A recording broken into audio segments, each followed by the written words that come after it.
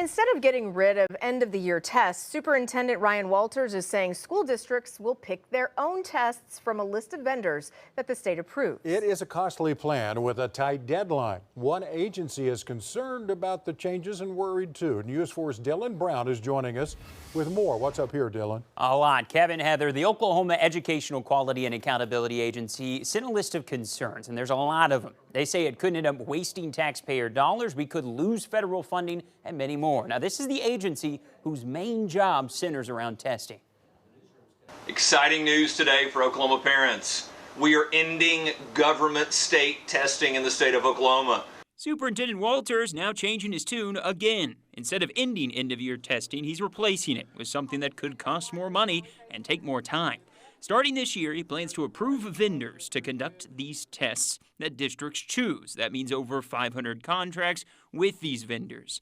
Since his announcement, parents have been concerned. If we're going to reshape this and reinvent it, which I think a lot of people agree it needs to be reinvented, you need to bring people to the table who know what they're talking about. Groups like OEQA, Oklahoma Educational Quality and Accountability, they say they weren't brought to the table, and testing is a major part of their job. They say they're not against reshaping testing, but have some concerns. 26 of them. They emailed this to Superintendent Walters, like costs for 500-plus district contracts. They say would be more than what we spend now, which goes with another concern, wasted taxpayer money.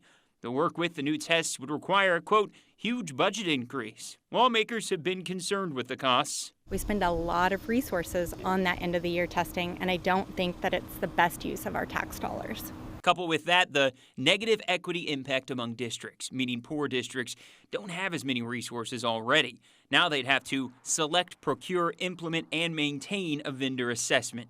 His new plan means much of the burden lies on districts. They have to pick from a list of State Department of Education approved vendors that OEQA would also then have to approve. And the deadline for districts to pick from them is in 4 months. This is a long process that involves planning, and I don't see a plan.